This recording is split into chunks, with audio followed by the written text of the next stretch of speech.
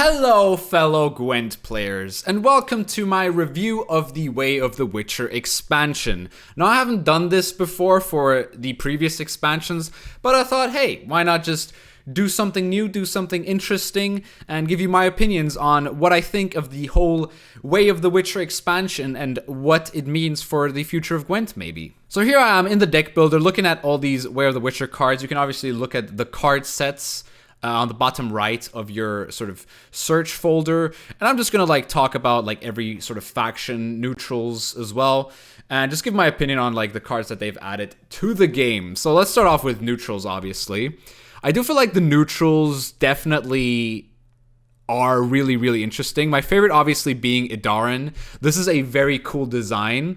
I'm not going to read the cards. I'm going to expect you guys to know what these cards do. And I also like the Snowdrop addition to genuinely synergizing with certain leaders and certain decks really well. I do also like Alzur, even though he existed before the expansion actually dropped.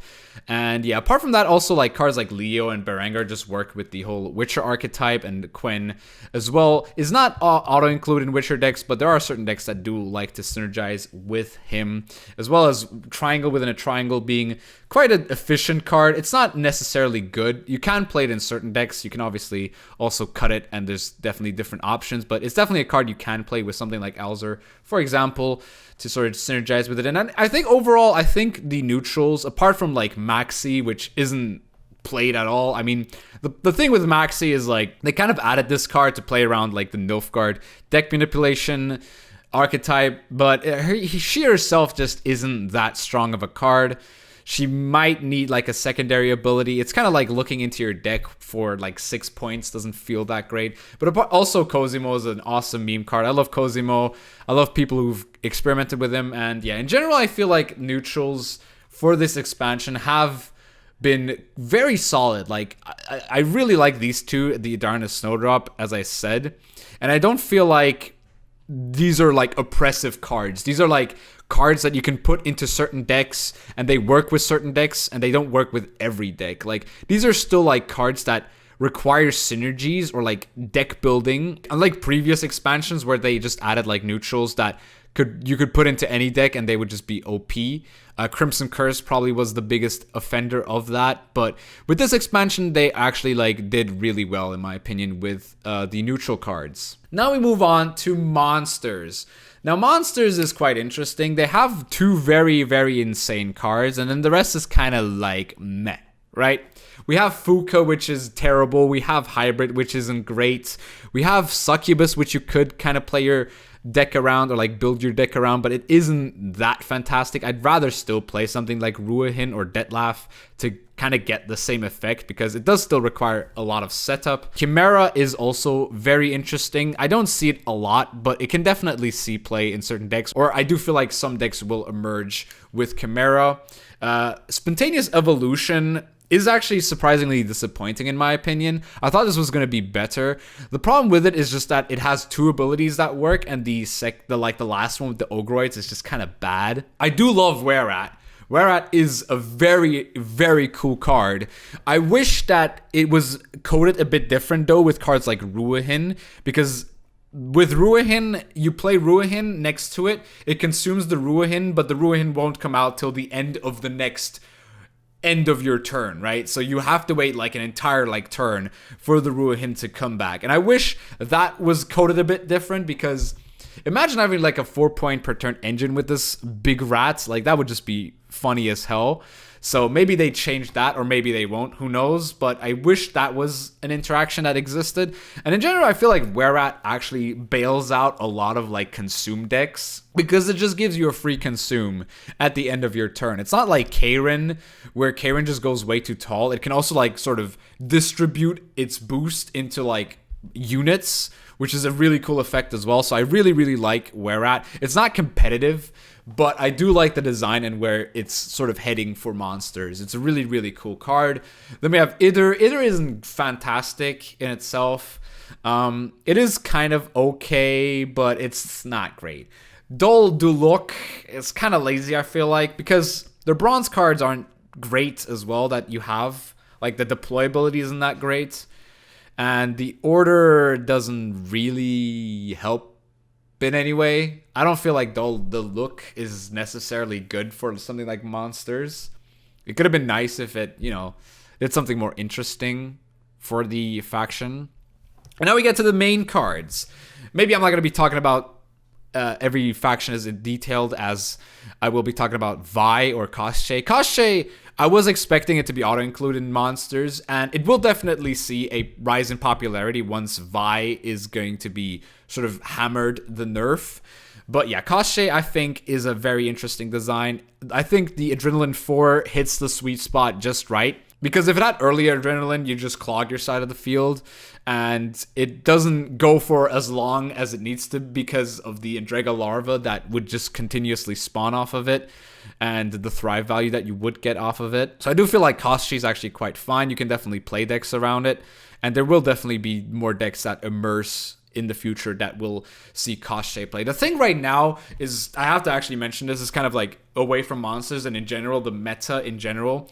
There is a lot of like decks that you can play right now. I think that we still have yet to figure out the entire meta, and that's a great thing about this expansion. With Master Mirror, we immediately knew exactly what were the good decks. After like the first 2 weeks, everything was already established. Like all the good leaders, everybody knew that Skellige was incredibly oppressive, and that kind of made the game very, very boring because, everyone just tried to counter SK, but it was really difficult to counter SK.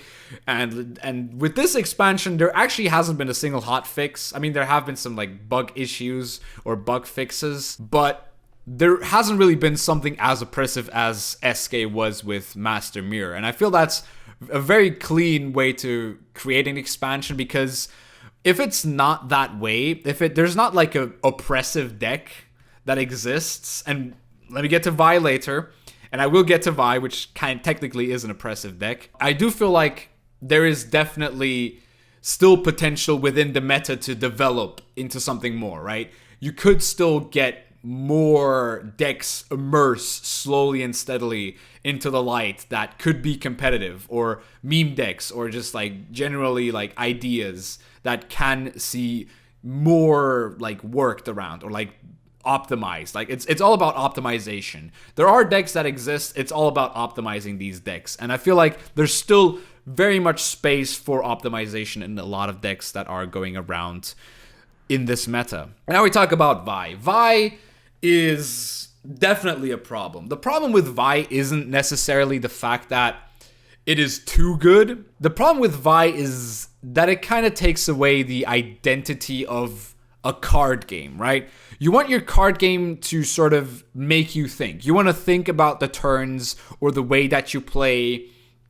Vi kind of takes that away. Vi is quite literally the most solitaire deck, or like brain dead deck, that has existed since Gwent Homecoming, where Vi doesn't really need to be thought about much. Like, you figure, like, it was very easy to figure out how to build decks around Vi, and people thought that, and I personally thought this card wasn't going to be competitive because of the nature of tall punishes, and that there are a lot of ways to tall punish Vi decks, and Vi decks will get tall punished a lot of the times, but sometimes just it isn't enough. And if the opponent can keep spamming one card continuously, and then by round 3 have a 27-point card for 12 provisions, it doesn't seem very healthy for the game in general, because a deck like that should never really be tier 1, and it is technically tier 1. It is very easy to counter, and I know this will get called out a lot, is like, yeah, it's very easy to counter deck. It's very easy to build your deck around the fact that you will queue into Vi.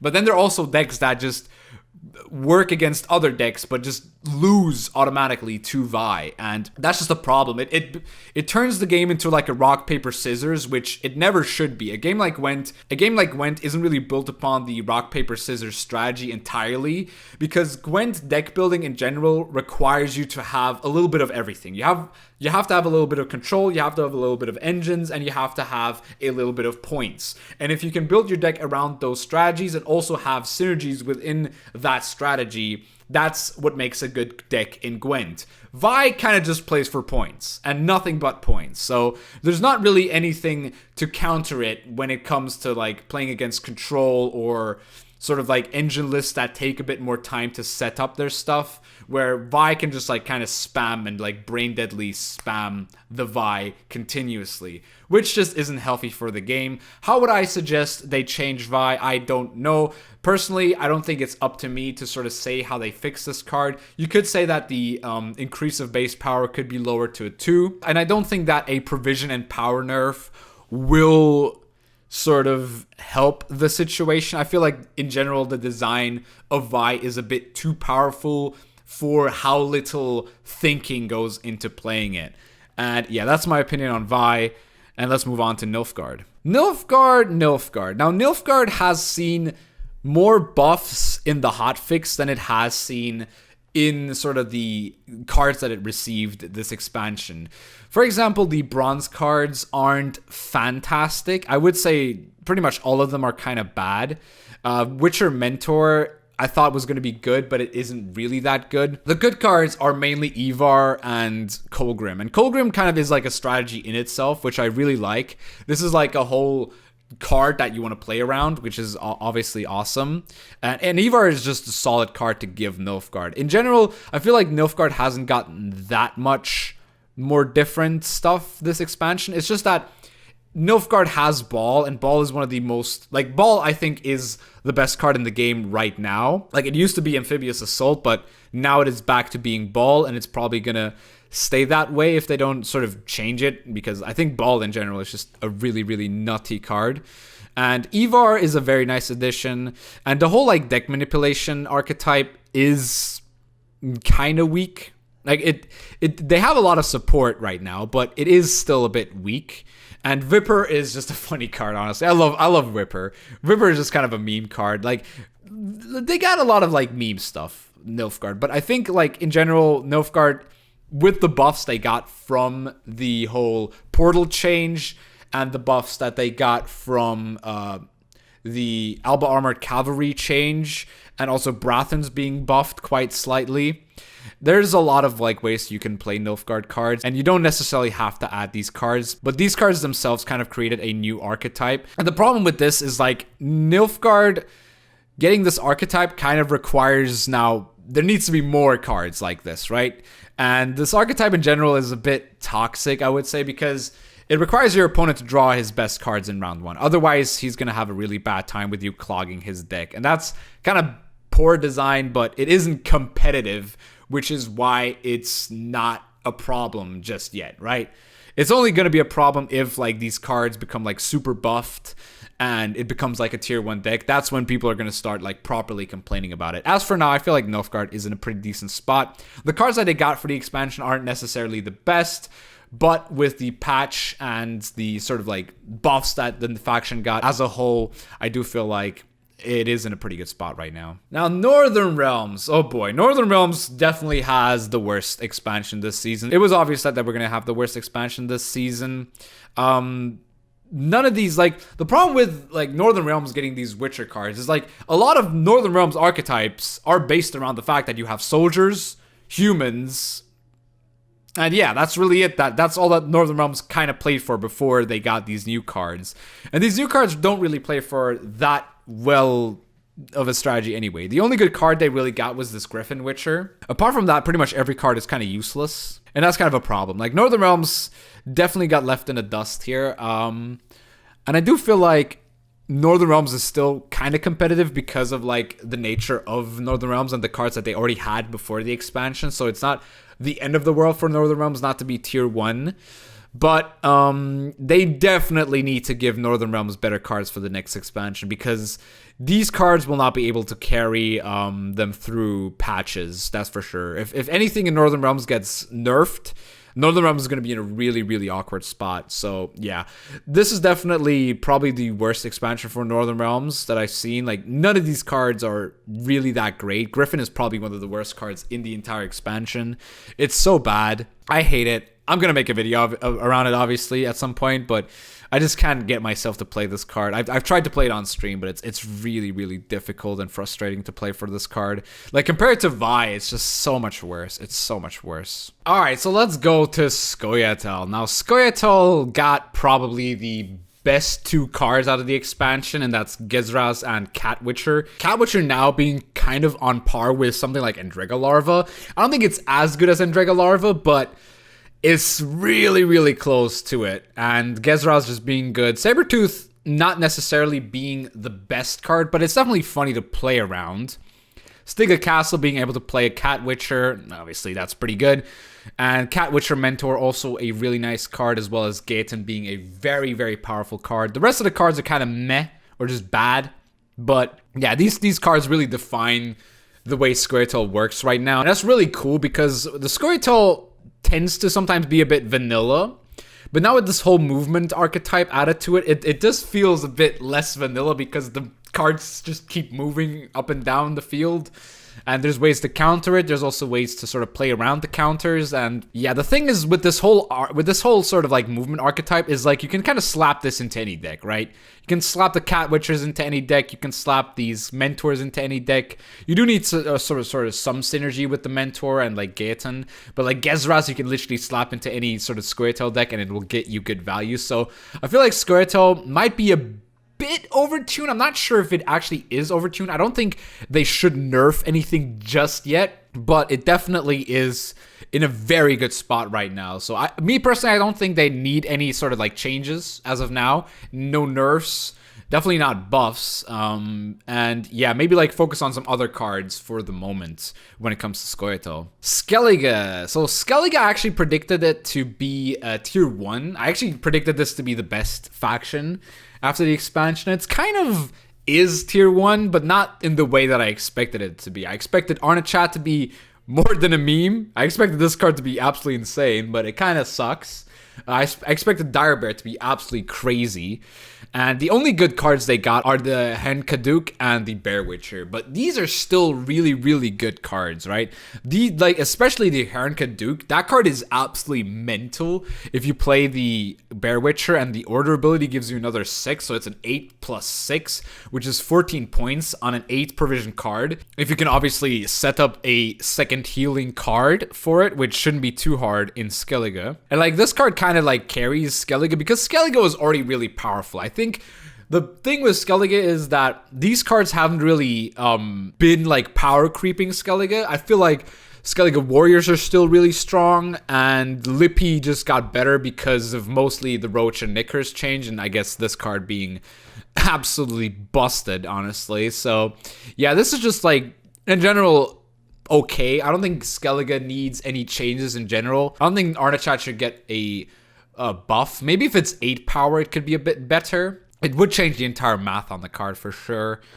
But we'll just have to see how Skellige develops within the next patch. But I do think that Skellige isn't as oppressive as I thought they were going to be. So yeah, good job with Skellige. The whole self-wound archetype hasn't really been sort of that fleshed out though. Like cards like Armor Up and Bear Witcher Mentor haven't really performed as I expected them to. But with time, maybe they will perform better. But yeah, as of now, I feel like Skellige is just the most vanilla faction still, and Arnachat is just kind of a meme. And Syndicate. Now, I did say that Northern Realms got the worst cards this expansion.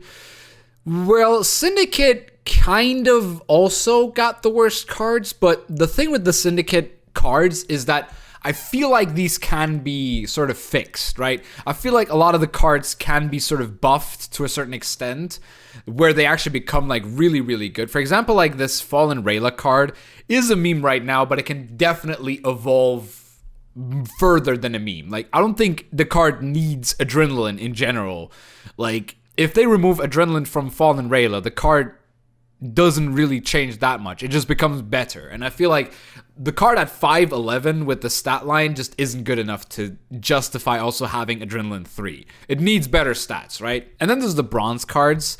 I think Salamander Lackey is definitely a good bronze card if it were to work with cards like Tax Collector as well, but it doesn't. So I think that CDPR should maybe code that a little different because like this card played right to the Tax Collector, and getting a point per turn with that should be a thing. I feel like that should definitely be a thing, but it isn't. So maybe CDPR need to change that a little bit on the coding. And the Salamandra Hideout is just a really powerful location is probably the best location out of all of them. And Salamander in general is also a really funny strategy that isn't competitive, but it definitely has a lot, like, it's a lot of fun to play, to just board wipe your opponent, isn't it? So yeah, that is Syndicate. I do feel like these cards could definitely see a bit of a buff. Like, what I want from Syndicate is for them to have a better way to gain Veil.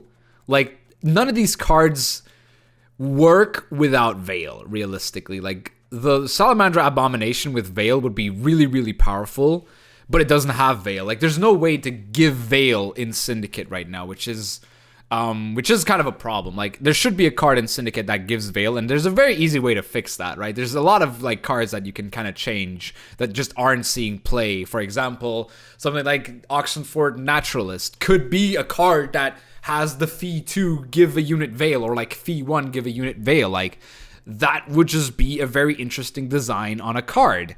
So I would love to see Syndicate get more like Veil synergy, so this whole poison archetype could kind of elevate itself, because right now there's a lot of Nilfgaard, and if there's a lot of Nilfgaard, this whole archetype kind of is completely useless, right? So that's the problem with this. It just needs a bit more support cards.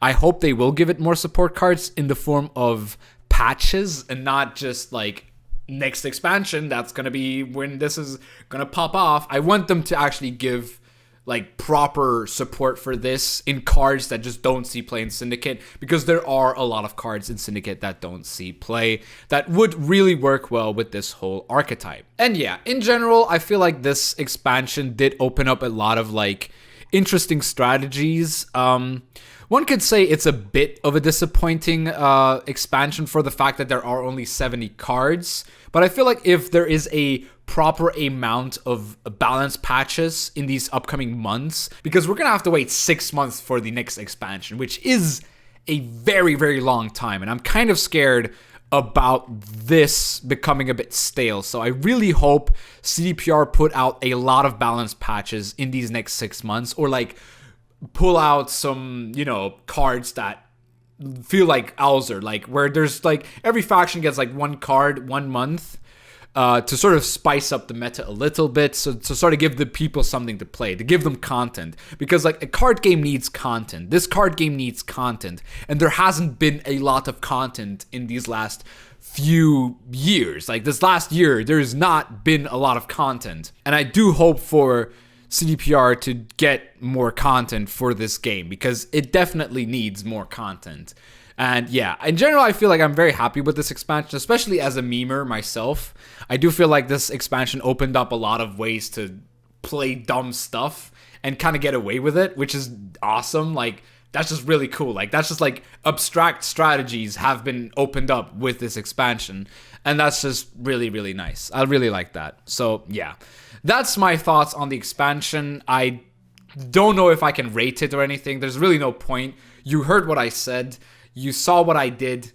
You will see me play a lot of these cards still. And yeah, I hope you enjoyed this video. If you did, please leave a like, subscribe for more Gwent content, and I'll see you soon.